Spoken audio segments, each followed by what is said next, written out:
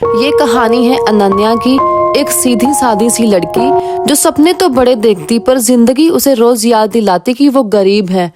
कभी माँ के साथ काम में हाथ बटाना, कभी पिता को काम पर साइकिल पर जाते देखना, यही थी उसकी छोटी सी जिंदगी। कॉलेज में अनन्या की कुछ सहेलियां थी, पर वो सहेलियां कम जज ज्यादा करती थी। उसके कपड़े, उसका फोन, उसकी हेयर स्टाइल, हर चीज उनके लिए मजाक थी।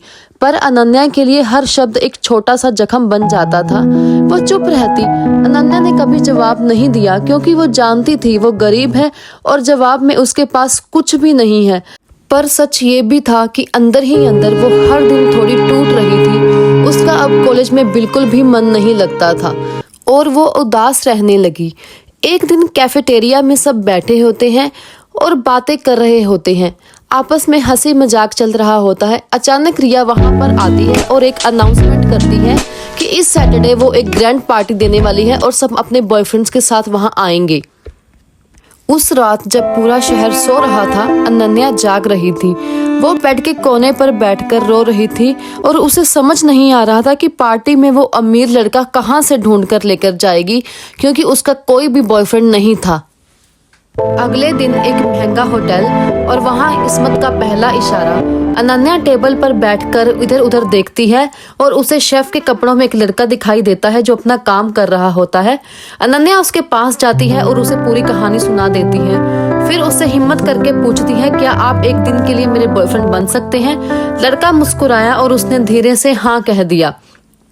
अनन्या उस लड़के को महंगा सूट पहनकर आने को कहती है और एक महंगी कार उसे रेंट पर लेकर आने को कहती है।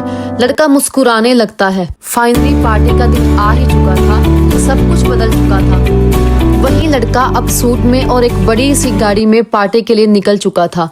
जैसे ही दोनों पार्टी में एंटर हुए, सबकी नजरें उन पर ही रुक गई। सब लोग उनको घूर घूर कर देखने लगे और हैरान होने लगे। उसकी सहेलियां आपस में बातें करने लगी कि इसका बॉयफ्रेंड भी इसी की तरह गरीब होगा। रिया का होने वाला पति रिया को सोने की रिंग पहनाता है और सब अनन्या के बॉयफ्रेंड को पूछते हैं कि तुम अनन्या के लिए क्या लाए हो। तब वो सबके सामने डायमंड की रिंग दिखाता है कि मैं अनन्या को ये पहनाऊंगा। सब हंसने लगते हैं और बोलते हैं कि डायमंड की रिंग नकली है, असली नहीं है। पार्टी में जुवारी को बुलाया जाता है जो उस डायमंड की रिंग को चेक करता है और बोलता है कि बिल्कुल असली डायमंड की रिंग है और इसको अमीर लोग पहनते हैं। सब ये सुनकर हैरान हो जाते हैं और इस बात का खुलासा होता है कि अनन्या का बॉयफ्रेंड सच में एक बहुत अमीर लड़का है जो अनन्या को बाद में शादी के लिए प्रपोज करता है। लड़के को अनन्या की सादगी पसंद आती है क्योंकि उसने उसे उसकी अमीरी देखकर नहीं चुना होता। दोनों बहुत खुश होते हैं।